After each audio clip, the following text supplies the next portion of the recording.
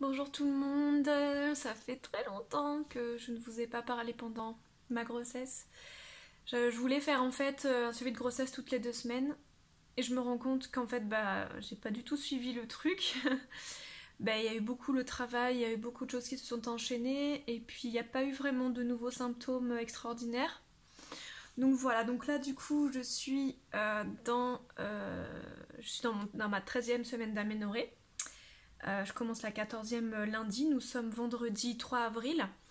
Et voilà, à part des tiraillements qui parfois me gênent au niveau du bas-ventre, je n'ai pas de douleur, je n'ai pas de sensations désagréables.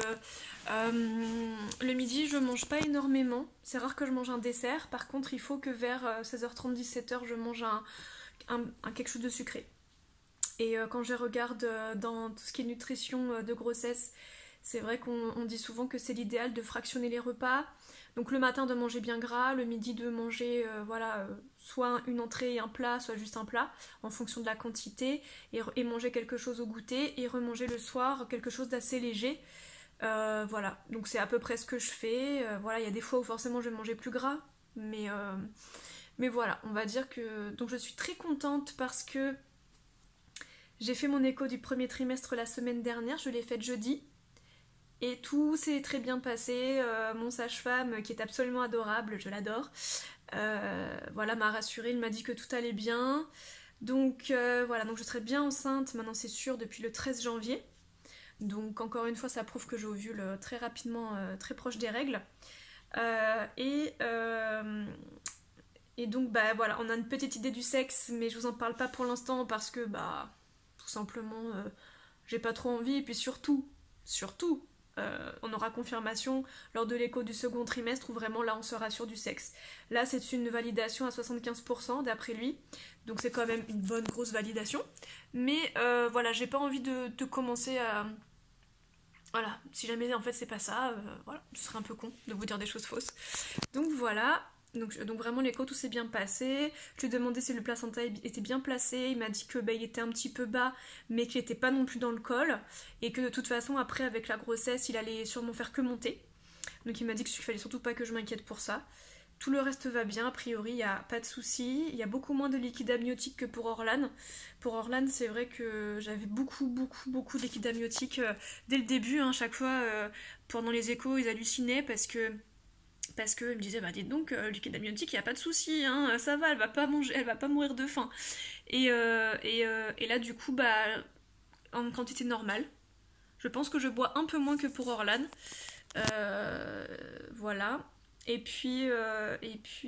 je n'ai pris qu'un kilo. Donc je suis très contente parce que moi c'est vraiment ma peur à chaque grossesse de me dire je vais devenir énorme et tout. Enfin moi vraiment j'ai toujours peur de grossir.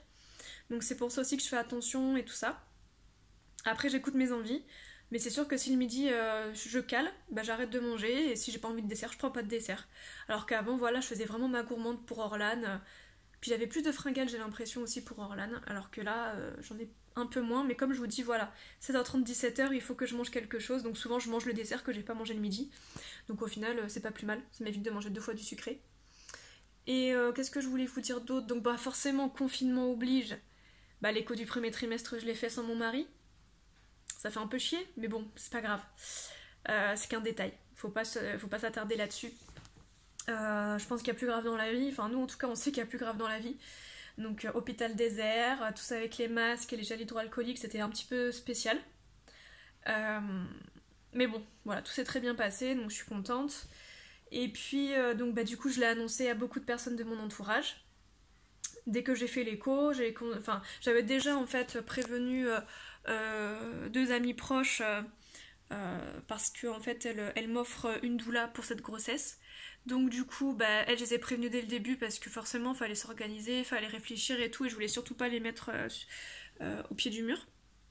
Par contre, les autres personnes, je les ai prévenues dès mon écho du premier trimestre en fait. Je pense que c'est l'écho on va dire de la chance, dans le sens où souvent il y a beaucoup moins de chances de faire une fausse couche après cet écho-là.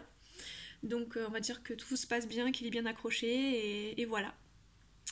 Donc voilà, tout le monde est content. Après, comme c'est le deuxième bébé, je sens moins d'enthousiasme. Je pense que c'est un petit peu normal. Je le vis pas mal, même si au début ça m'a fait un peu bizarre. Mais parce que je veux pas que ce soit voilà, le bébé de remplacement et que ce soit moins joyeux en fait. Donc voilà. Mais bon, moi en tout cas, je suis très heureuse. Donc voilà. Et heureusement que j'ai ce bébé dans mon ventre pendant ce confinement parce que ça me donne de l'espoir en fait. Voilà. Qu'est-ce que je voulais vous dire d'autre ? Je pense que c'est tout. Qu'est-ce que j'aurais pu oublier ? Voilà, le ventre se voit beaucoup, je trouve, pour à peine 3 mois. Pour même pas 3 mois. Et voilà. Je pense que je vous ai tout dit. Bon, je vous dis à bientôt. Je vais essayer de refaire toutes les 2 semaines. Je vous promets rien. Mais maintenant, avec le confinement, ça va être plus simple. Voilà. Allez, je vous embrasse.